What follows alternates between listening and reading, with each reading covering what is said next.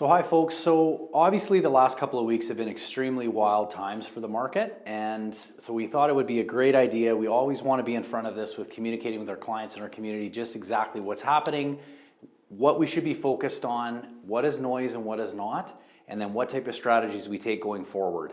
So a couple of things I want to emphasize is, number one, we're going to talk about why we've had so much success with non-correlated assets. Why they're so important, especially during times like this. Over the last few years, it's been somewhat criticized because you lag the market, but it always turns around where you run into these circumstances where it proves to be prudent to own these types of assets. We also want to refer back to the marvelous time of 2008 when we saw the last real significant market crash of this nature. I want everybody to remember that the coronavirus, the financial crisis, the stock market crash of '87, the oil embargo, the depression, the cause does not matter. The market does not care about the cause. What we're focused on is the effect on asset classes and what to do with after that effect has been brought forward. And then the other thing we want to remind people on is, yes, it's a long-term approach. If we look back on this situation, this is going to prove to be, once again, just like 2008 and 9, a massive opportunity. So I'm going to highlight a little bit of figures just to put into reference. This does not mean that your advisor or us at Precedence sit on our hands and don't take action. It's not like a buy and hold, set it and forget it. But what we want to do is be mindful of, too often we try and get this too perfect and it's impossible. So what we need to do is make sure that we have probability on our side and that we're going to win in the long term. So the graph that I have up posted here on the screen is one that just highlights the exact difference between the S&P 500, the largest equity index in the world, which is the US, the top 500 companies in the US, relative to long-term US Treasuries. So what's happening in the last couple of months is when risk appetite goes down for equities, which means that people are selling stocks. And I don't mean like selling Google, buying Apple, buying RBC and selling CIBC. Like, that's not the point. Nobody wants to own stocks right now. So what happens is this huge flight to quality. And so as you can see on the light blue line, this is the value of long-term US Treasuries, up 21.96% per year. And then the blue line, the dark blue line, shows the S&P 500 in that same period. And this is back to February 23rd. So losing 27.84%, obviously it could be more by the timing of this video. So as you can see, again, it's not perfect. Like, we're not saying that these are completely non-correlated one-to-one. That inefficiency you'll show in future graphs will actually benefit us. But as you can see, if even you just owned a 50-50 position, you're going to have 50% of your portfolio down 27, and you're going to have 50% of your portfolio up almost 22%. That would lead you with a 2.5% loss. Now that's a lot different than a 27% loss in the market that what people are saying today. So the number one thing is, why do you want to have non-correlated assets? Number one, protection. This shows clearly what the protection is. Number two, opportunity. Just because we have this protection doesn't mean that we actually want to just sit on our hands. Because what this allows us to do, so I was out in Toronto last week, everyone was talking about how bad the market was and how they have to ride it out, and their advisors were saying, well, we just have to ride this out. And I'm like, well, that doesn't sound very opportunistic. The advantage is that if you even bring this back down to the original asset allocation or balance, we're able to sell, that's almost a 50% distension in assets, which means by selling this down to the normal asset allocation and adding, what we're doing is we're selling high and buying low. Not highest, not lowest, that's virtually impossible, but in the right realm of probability, where if we get back to here, the cool part is we have the same risk element as we did before, but now we've been able to take advantage of this market versus just sitting on our hands.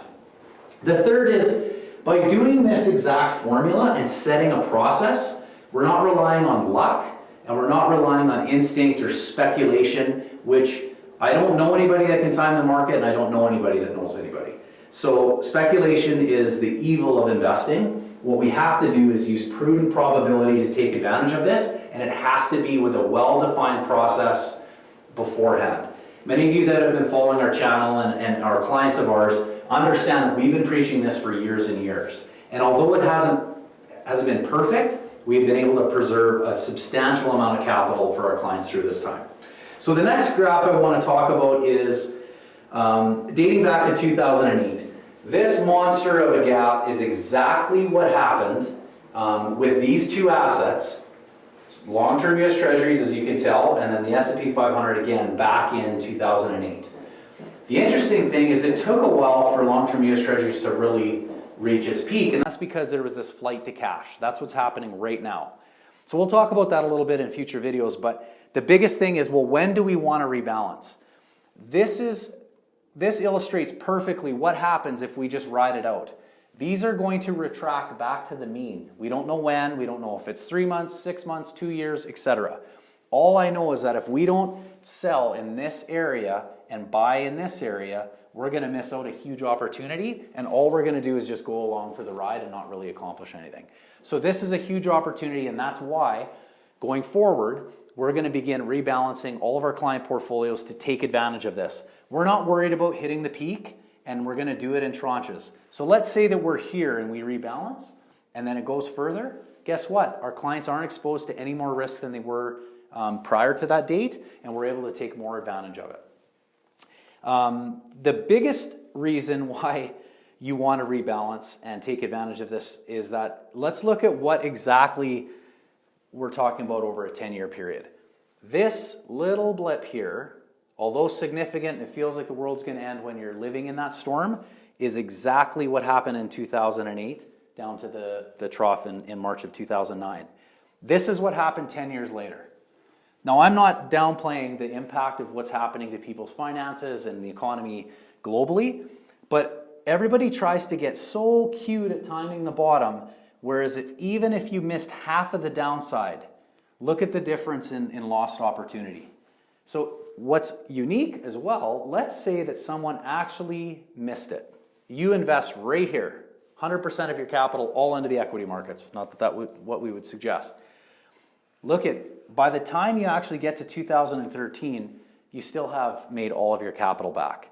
Now you can imagine this, obviously from the previous slides, it's not how we would advise, but you can actually see that as we go further along, you're just going to have more and more opportunity.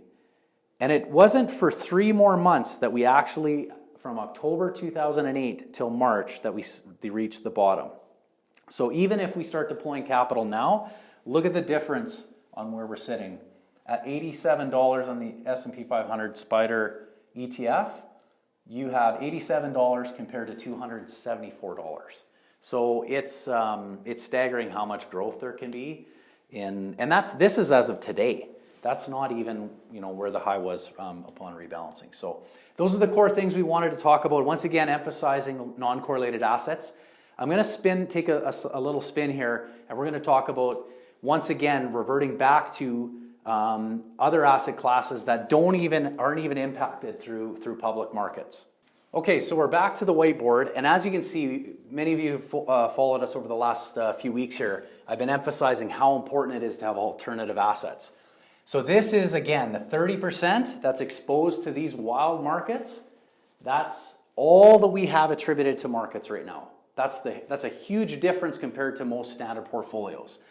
So that 30% is attributed to equities, and that's going to be what's, if we think about the risk right now, that's what's attributing to that risk. The other 30% are non-correlated assets. And yes, gold hasn't really behaved the way that it normally does over the last week or two, but overall, long-term government bonds and treasuries have performed pretty well, and that's what gave us this increase, as on that previous slide.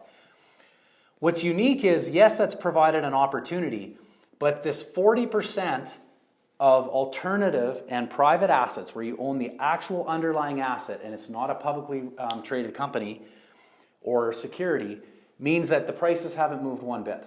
So that means they're that. Markets do this, treasuries do that. They're worse than treasuries, better than stocks, but they'll up to the left. The advantage in these periods is that this has zero volatility. So once again, if this is positive and this is flat or positive, that means that 70% of the portfolio is in positive formation versus the equity component. But once again, here's really what the process suggests. As we get to this, we rebalance back, and then what's going to happen is we're going to revert back to the mean, the market's going to do well, and this is going to falter. And really what we do at that point, we sell now the market securities, and we rebalance back into the non-correlated assets. We get a pullback in the market, and it does exactly the same every time. Now, it's not obviously symmetrical like that, but really the nature is you're always wanting to be...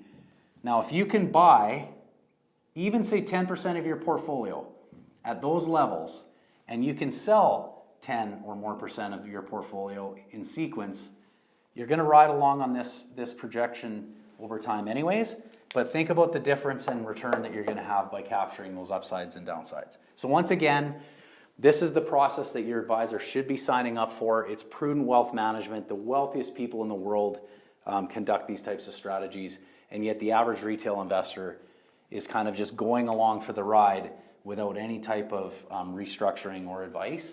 And worst case scenario, they're actually going off of speculation or somebody's opinion. So hopefully that was helpful today. We're going to put out videos every single day going forward for the next few weeks, just providing a quick update on exactly what happened to asset classes, how it's affecting our portfolios, and what we're going to do to take advantage. So stay tuned.